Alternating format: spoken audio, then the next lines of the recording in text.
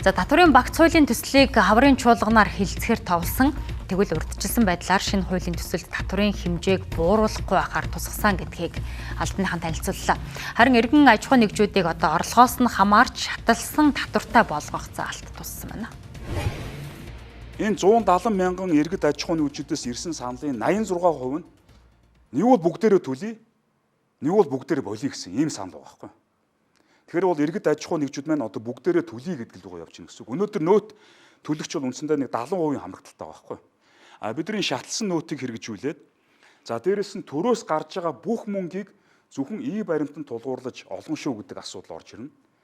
За мөн малчтын одоо малчд болон гар дээрээс зарж байгаа бараа бүтээгдэхүүнийг шууд нөөттэй дүн гэдгээр нь тооцож үйлдвэрүүд авах эрхийг нэгжинэ гэсэн үг. Бас тэр ий баримтыг олох боломжтой болно гэсэн үг. За татварын багц хуулийн төсөлд нэмэн үртгийн албан татварын хувь хэмжээг 5% болгон бууруулах асуудал тусгагдахгүй байх төлөвтэй байна. Харин эсвэргээрээ зарим нэр төрлийн бараа бүтээгдэхүүнийг нэмэн үртгийн албан татвараас чөлөөлдөг байдлыг бодуулж бүгд нэмэн үртгийн албан татвар төлөгч болох зохицуултыг оруулахаар төлөвлөжээ. Харин ард иргэдийн хувьд сард 500 мянган төгрөгийн худалдан авалтанда нэмэн үртгийн албан татвар төлдөггүй байх зохицуулт оруулахаар төлөвлөсөн байна.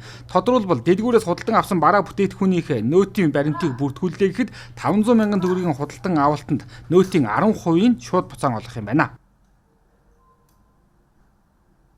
Эхний 500 мянган төгрөгийн худалдаа авалтан дээр 100% буцаалт буюу 100% хөнгөлт болгоё гэж байна. Нөөтийн татвараас нь. Дараагийн 300 мянган төгрөгийн худалдаа авалтан дээр 50% хөнгөлт болгоё гэж байна. 50%. Тэгээ нэг ёсондоо гэхдээ энийг хэрэгжүүлэхдээ иргэд одоо оройн дэлгүүртээ ороод юмаа уншууллаа маргааш өглөө нэхэд тэр татварын буцаалт нь шууд орж ирэхээр одоо манай систем өөрөө тийм боломжтой болсон байгаа. Зөвхөн хувь хүний орлогын албан татвар дээр тодорхой өөрчлөлт оруулахаар төлөвлөжээ. Энэ нь ажил хөдөлмөрийн эрхэлж буй иргэн сарын цалингийнхаа 800 мянган төгрөг хүртэлх орлогод орлогын албан татвар төлөхгүй байх. За жилийн орлогынхоо 10 сая төгрөгт хувь хүний орлогын албан татвар төлөхгүй байх зохицуултуудыг тус оруулахаар төлөвлөсөн байна.